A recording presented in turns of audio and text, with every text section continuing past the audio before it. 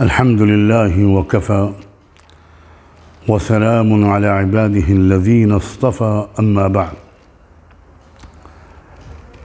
اس وقت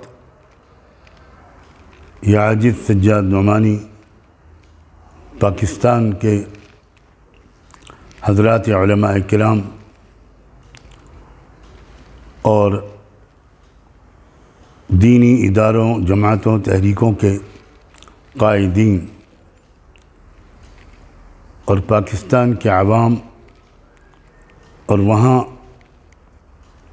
ریاست پنجاب کی صوبائی حکومت اور وفاقی حکومت کے ذمہ داروں سے کچھ عرض کرنے کے لیے حاضر ہوا ہوں۔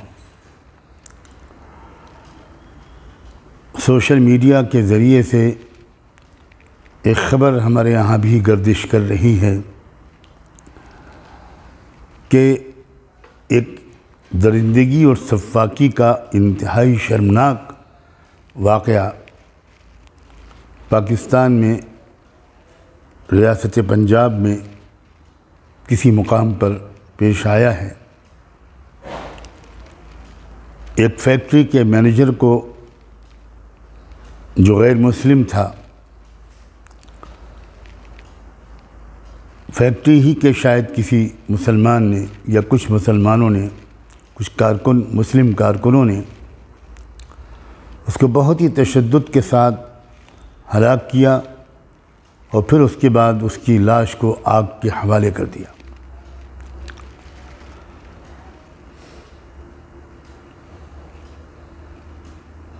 یقیناً بلا شبہ آپ سب میں سے کسی کو بھی یہ بتانے کی ضرورت نہیں ہے کہ یہ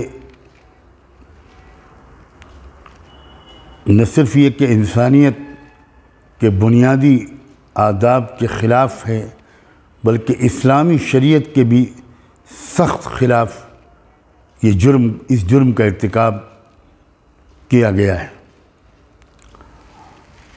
اور کہا جا رہا ہے کہ اس نان مسلم مینیجر نے قرآن کی یا کسی بینر کی بے حرمتی کی تھی، جس سے طیش میں آ کر، غصے میں آ کر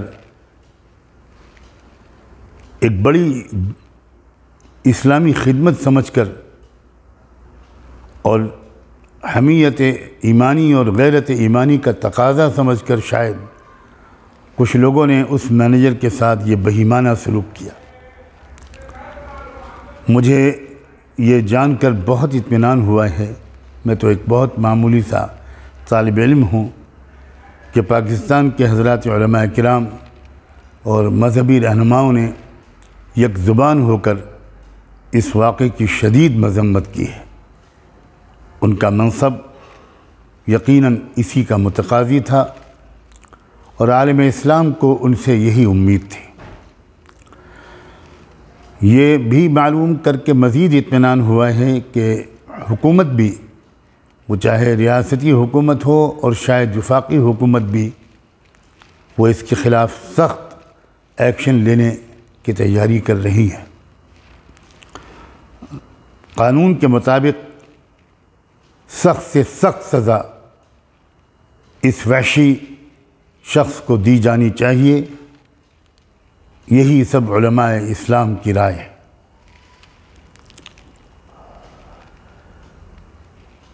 صحیح ہے اور بالکل صحیح ہے کہ بھارت کے مسلمانوں کے ساتھ سخت ظلم ہو رہا ہے۔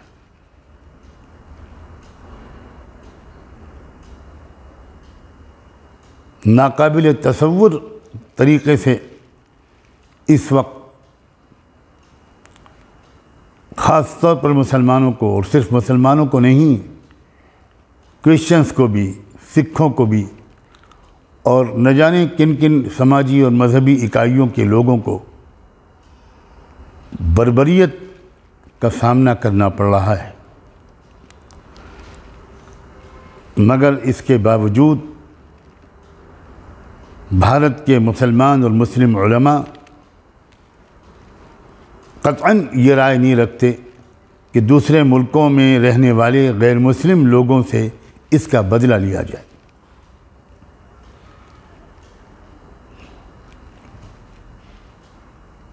آپ اپنے ملک میں رہنے والی اقلیتوں اور اقلیتوں کے افراد کے ساتھ بہتر سے بہتر سلوک، اسلامی اخلاق اور احکام پر عمل کرتے ہوئے برتیں، یہ آپ کا فرض منصبی ہے، اور اسی کی ہم اور عالم اسلام کے مسلمان آپ سے توقع رکھتے ہیں۔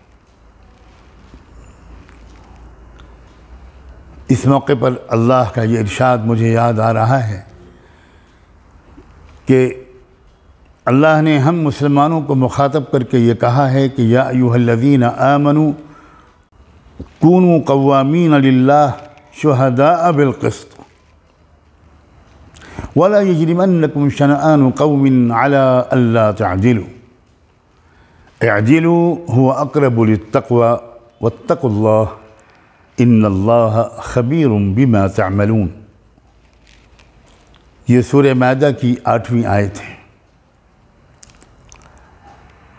اس میں اللہ نے ہم مسلمانوں کو یہ ہدایت دی ہے کہ دیکھو تم ہمیشہ اللہ کے بتائے ہوئے اصولوں پر مضبوطی سے جمے رہنے والے بننا، اور انصاف کی گواہی قول و عمل سے دینے والے بننا، اور کسی قوم کی دشمنی تم کو اس پر آمادہ نہ کر دے کہ تم خود ناانصافی کرنے لگو۔ ہر حال میں تم کو انصاف کا دامن تھامے رہنا ہے، انصاف پر جمے رہنا، ہر ایک کے ساتھ انصاف کا سلوک کرنا، یہی تقویٰ سے قریب تر طرز عمل ہے، اور ہمیشہ اللہ کے عذاب سے محفوظ رہنے کے لیے اس کے احکام کی پابندی کرتے رہنا، اور اللہ تمہارے ایک ایک عمل اور ایک ایک کام سے پوری طرح واقف ہے۔ بس یہ میں پیغام آپ کے خیرخواہ بھائی کی حیثیت سے آپ تک پہنچانا چاہتا ہوں، اور خدا کرے کہ کسی طرح دور بیٹھے ہوئے آپ کے اس بھائی کا تعزیت کا پیغام اس مظلوم اور مقتول نان مسلم بھائی کی فیملی تک پہنچے۔ اس واقعے کو سن کر بہت صدمہ بھی ہوا، بہت شرم بھی آئی۔ ان کے پورے خاندان کے غم میں ہم برابر کے شریک ہیں۔ احسان ہوگا اس شخص کا جو ان کی فیملی تک میرا تعزیت کا، کنڈولنس کا یہ میسج ان تک پہنچا دے۔ آپ سب کی دعاؤں کا محتاج اور طالب ہوں۔ جزاکم اللہ۔ السلام علیکم ورحمۃ اللہ وبرکاتہ۔